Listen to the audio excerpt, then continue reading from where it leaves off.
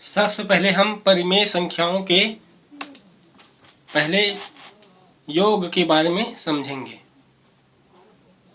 जैसे कि हमारे पास एक सवाल है कि 3/5 को जोड़ना है 1/3, इन दोनों को जोड़ना है।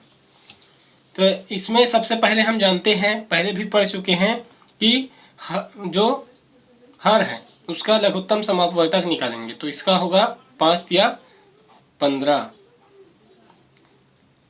अब 15 को 3 से गुना करेंगे 45, फिर 5 से भाग देंगे तो 9 पंचे 45, 9 आ गया धन। अब 15 से 1 को गुना करेंगे, 15 एकम 1 15, और 3 से भाग देंगे तो 5 या 15 5 आ जाएगा। यहाँ आ गया बराबर 14, 9 और 5 14/15। तो ये हो गया इसका उत्तर।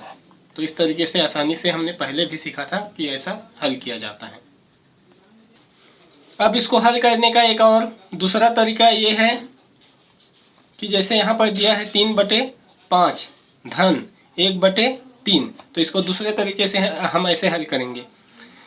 ये जो हर है इसको हम पहले संख्या के दोनों अंश और हर में गुना करेंगे, और दूसरा का जो हर है 5 उसको दूसरे वाला संख्या के अंश और हर से गुना करेंगे। तो जैसे 3/5 है, इसमें गुना करेंगे हम गुणित 3/3 धन, उसके बाद है 1/3, इसमें हम गुना करेंगे गुणित 5/5। अब हम देखते हैं यहाँ बराबर 3 तिया 9 बटे 5 तिया 15 धन 5 एकम 5 धन बटे 5 तिया 15। तो यहाँ पर जब हर समान है तो सीधा लिख देंगे 15, और ऊपर वाले को डायरेक्ट जोड़ देंगे 9 धन 5 बराबर 14। तो हम देखते हैं कि दोनों ही तरीक़ों से उत्तर एक ही आता है। तो ये दो तरीके हैं जिससे हम आसानी से हल कर सकते हैं जो योग की परिमेय संख्याओं के योग से संबंधित सवाल को। अब हम योग के संवरक नियम के बारे में पढ़ेंगे। संवरक नियम ये बताता है कि जैसे कि हमारे पास एक सवाल है 5/7 धन 4/7। हम इन दोनों को जोड़ के देखते हैं, हर समान है तो हर को लिख देंगे और ऊपर वाले को सीधा 5 धन 4 बराबर हो जाएगा 9/7। ये उत्तर आया, सीधे हमने हल किया। तो अब यदि हम इसके स्थान को बदल देंगे, पहले वाला संख्या को दूसरे वाला संख्या को पहले के जगह में रखेंगे, तो 4/7 धन 5/7। अब देखते हैं हम कि हर समान है। अब फिर वही 5 और 4 को जोड़ेंगे तो 9 आएगा। यहाँ पर भी उत्तर उतना है। तो स्थान बदलने से भी यदि उत्तर सेम आए तब ऐसी स्थिति में हम उसको योग के संवरक नियम कहते हैं। जो पहले हमने संवरक नियम पढ़ा था वो वास्तव में ये था कि जब हम दो परिमेय संख्या को जोड़ते हैं तो प्राप्त जो फल है योगफल वो परिमेय संख्या ही होता है। वो था, गलती से मैंने उसको क्रम विनिमय के नियम को संवरक नियम में बता दिया था। यहाँ क्रम विनिमय नियम वही होता है। एक बार इसको फिर देखते हैं हम। ऋण 5/6 और 3/4 को उसमें जोड़ना है धन 3/4। अब इसको जोड़ना है तो हम क्या करेंगे, सेम वही, इस पहले हर का लघुत्तम समापवर्तक निकालेंगे। तो ये हो जाएगा 12, और यहाँ पर फिर इसको हल करेंगे हम। 12 पंचे 60 और 6 से भाग देंगे तो आ जाएगा 6 दहम 60। ऋण है तो ऋणात्मक 6 दहम 60 हो जाएगा धन 12 तिया 36, 36 में 4 से भाग देंगे तो 9 चौक 36 होता है। तो यहाँ आ गया 9। अब ऋण 10 है और धन 9 है तो आ जाएगा ऋण 1/12। ये आ गया पहले तरीके से जो हल किए सामान्य। अब इसका क्रम उलट देते हैं। 3/4 धन ऋण 5/6 बराबर हो जाएगा 3/4। ये धन ऋण का गुना होगा तो ऋण आ जाएगा 5/6। अब हम यहाँ पर देखते हैं 6×4 का लघुत्तम समापवर्तक होगा 12। अब 12×3 = 36 और 4 से हम भाग देंगे तो 9 आ जाएगा ऋण। 12×5 = 60, 6 से भाग देंगे तो 10। इस तरीके से ऋणात्मक 10 है और धनात्मक 9 है, तो आ जाएगा बराबर ऋण 1/12। तो यहाँ पर भी हम देखते हैं ऋण 1/12 ऊपर में भी आया। तो इस प्रकार से ये जो स्थान परिवर्तन के बाद ही भी उसका महत्व उतना ही रहता है। तो इस तरीके से योग के जो परिमेय संख्या का नियम है उसको क्रम विनिमय नियम के नाम से हम जानते हैं। साहचर्य नियम के अंतर्गत 3 संख्याएं होता है, उसमें से किसी 2 को पहले जोड़ के तीसरा को बाद में जोड़े और पहले वाले 2 को जोड़ के तीसरा को बाद में जोड़े तो उसके मतलब या उसके योगफल में कोई अंतर नहीं आता। जैसे हम एक सवाल देखते हैं, 3 परिमेय संख्या है 4/5, 2/7 और 3/8 है, ऋण 3/8। अब इसको जोड़ना है, पहले हम पीछे के दोनों को जोड़ते हैं। जैसे यहाँ पर हम हल करेंगे इसको बराबर 4/5 और इसको कोष्टक में कर देते हैं 2/7 धन ऋण 3/8। तो यहाँ पर फिर नीचे वाला जो संख्या है उसका हम लघुत्तम समापवर्तक निकालेंगे तो बराबर आएगा। पहले जो संख्या उसको लिख देंगे। अब 7×8 = 56 आएगा। अब 56, अब यहाँ पर हल करने के लिए सबसे पहले हम देखते हैं कि 56 आया है लघुत्तम समापवर्तक, तो हमको 2 से गुना करके 7 से भाग देना है। तो सरल करने के लिए पहले 7 से भाग दे देते हैं। तो 56 में 7 से भाग देंगे तो 8 प्राप्त होगा क्योंकि इसी के गुना से बना है। अब 8 को 2 से गुना करेंगे तो 2 गुणित 8 करेंगे। अब धन है,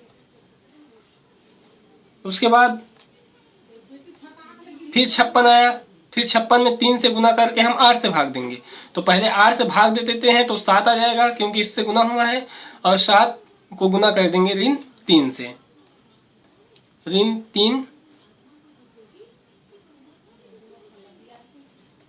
गुणित 7। इस तरीके से हमको एक संख्या प्राप्त हो गया। अब पुनः हम आगे इसको हल करेंगे, लिखेंगे बराबर 4/5 है, 8 दूनी 16, यहाँ पर धन ऋण का गुना होगा तो ऋण आ जाएगा 7×3 = 21/56। अब बराबर आ जाएगा 4/5 और ऋण 21 बड़ा है तो यहाँ आ जाएगा ऋण 5, 16 को घटाएंगे तो, और बटे 56।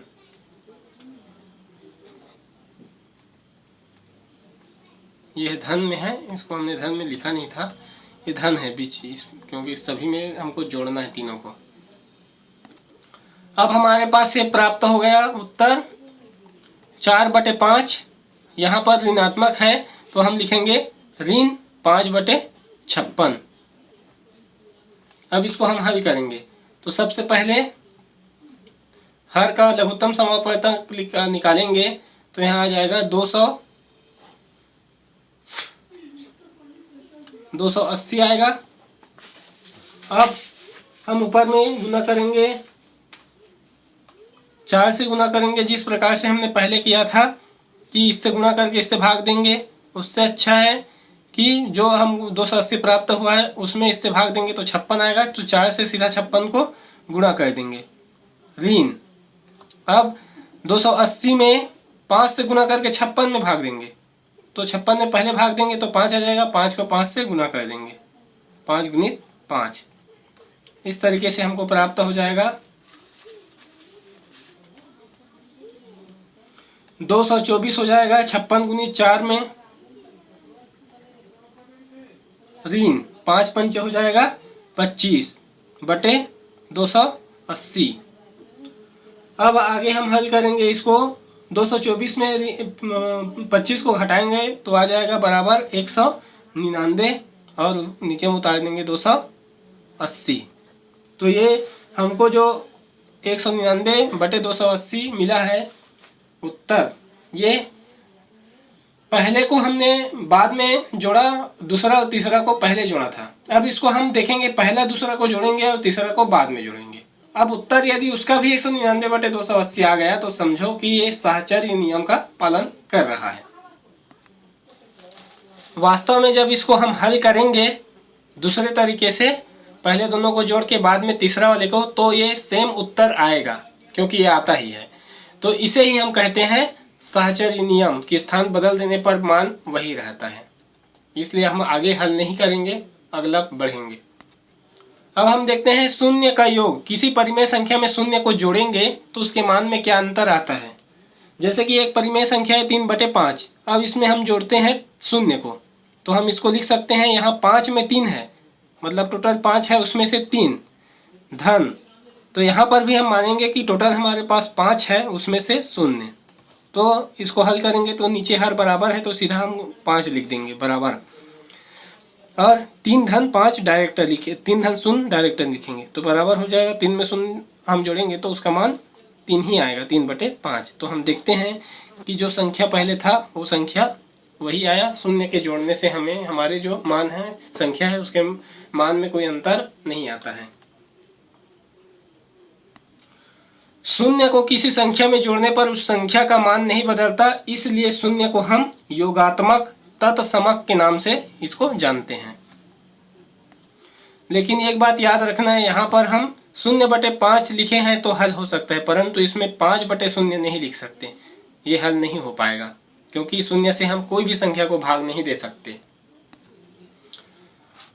अब हम पढ़ते हैं योज्य प्रतिलोम। परिमेय संख्या के योज्य प्रतिलोम हम उसको कहते हैं कि एक परिमेय संख्या में हम ऐसा कौन सा संख्या जोड़े कि मान 0 आ जाए।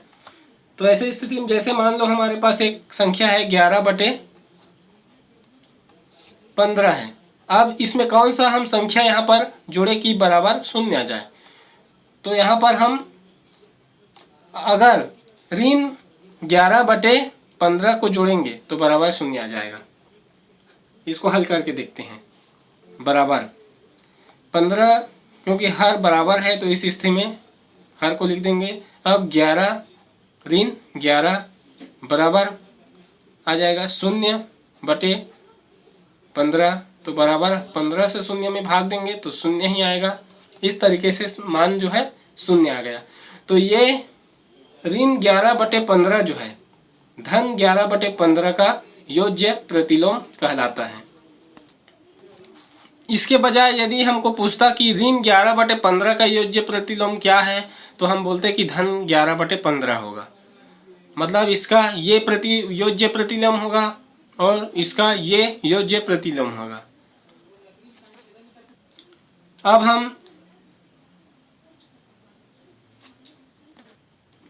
हम योज्य प्रतिलोम को घटाने के बारे में समझेंगे।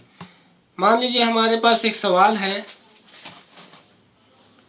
5/6 में से 7/12 को घटाना है।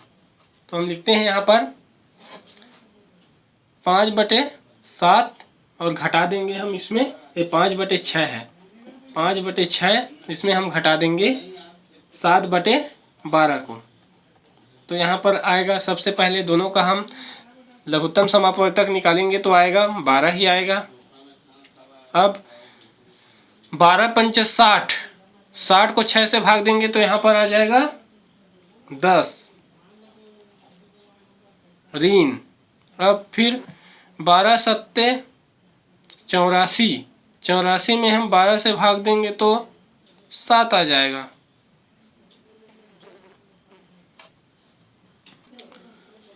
यहाँ पर आ जाएगा 7। अब बराबर हो जाएगा, 10 में 7 को घटाएंगे तो 3/12, तो ये कटता है 3 एकम 3 बटे 3 चौक 12, 1/4 हमारे पास उत्तर प्राप्त हो गया। इसको हम दूसरे तरीके से भी हल कर सकते थे कि पहले यहाँ पर 6 है तो 6 को नीचे हर के बराबर कर लेते, 2 से दोनों में गुना कर देते, 5 दूनी 10, 6 दूनी 12। अब फिर 12 लिख के ऊपर में 10 और 7, 10 में 7 को सीधा घटा देते, डायरेक्ट हल हो सकता था। दोनों तरीके से हम इसको हल कर सकते हैं।